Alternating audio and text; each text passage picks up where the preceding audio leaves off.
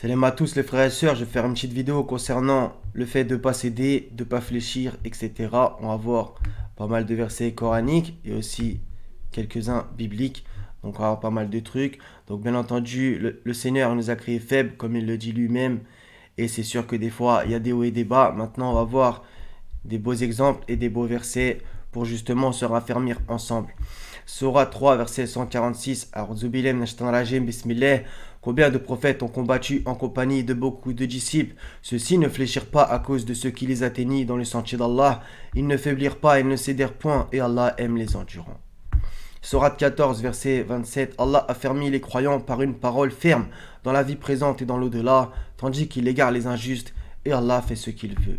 Sourate 8, verset 45. Ô vous qui croyez, lorsque vous rencontrez une troupe, soyez fermes et invoquez beaucoup Allah afin de réussir. Donc voilà la fermeté. Sourate 48, verset 4, c'est lui qui a fait descendre la quiétude dans les cœurs des croyants, afin qu'ils ajoutent une foi à leur foi. À Allah appartiennent les armées des cieux et de la terre, et Allah est omniscient et sage. Sourate 16, verset 94 à 96, et ne prenez pas vos serments comme un moyen pour vous tromper les uns les autres, sinon vos pas glisseront après avoir été fermes, ça c'est important, et vous goûterez le malheur pour avoir barré le sentier d'Allah, et vous subirez un châtiment terrible. Et ne vendez pas à vil prix le pacte d'Allah, ce qui se trouve auprès d'Allah est meilleur pour vous si vous saviez. Tout ce que vous possédez s'épuisera, tandis que ce qui est auprès d'Allah durera, et nous récompenserons ceux qui ont été constants en fonction du meilleur de ce qu'ils faisaient.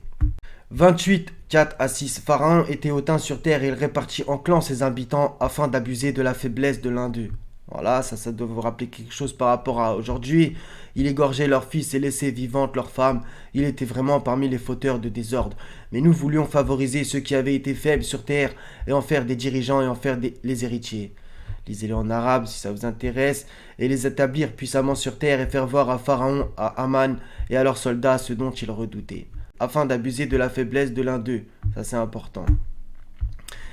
Et nous avons créé l'homme pour une vie de lutte. Sourate 8, versets 43 à 46. En songe, Allah te les avait montrés peu nombreux, car s'il te les avait montrés nombreux, vous auriez certainement fléchi, et vous seriez certainement disputé à propos de l'affaire.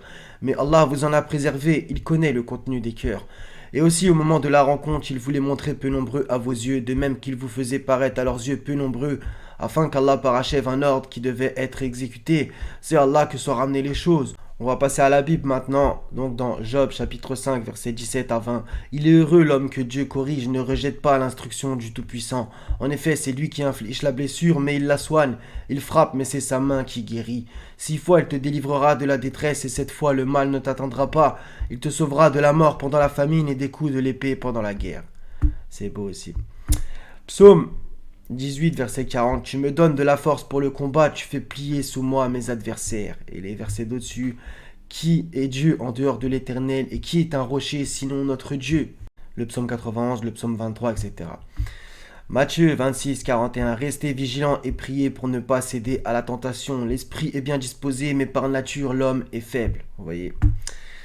Dans Luc 21, verset 19, par votre persévérance, vous sauverez votre âme. Ça revient aussi régulièrement dans Matthieu 24, verset 13. Mais celui qui persévérera jusqu'à la fin sera sauvé. D'accord? Donc bien entendu qu'en ce moment, c'est pas forcément simple. Maintenant, justement, il doit se passer ces choses-là. Et donc du coup, que le Seigneur nous raffermisse tous, afin justement qu'on ne fléchisse pas. C'est très important de lui demander ça en ce moment, puisque en vérité, le reste, vanité des vanités, tout n'est que vanité. Voilà. Donc là, c'est le commencement des douleurs. Donc, soyons fermes les frères et sœurs. C'est un rappel pour vous, comme pour moi, pour nous tous.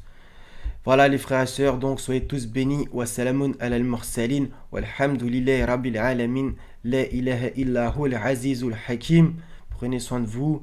À la prochaine, Inch'Allah. Fais-nous entrer par une entrée de vérité, sortir par une sortie de vérité, et accorde-nous de ta part un pouvoir bénéficiant de ton secours. Ne nous expose pas à la tentation, mais délivre-nous du malin, car c'est à toi qu'appartiennent dans tous les siècles le règne, la puissance et la gloire. Salam les frères et sœurs.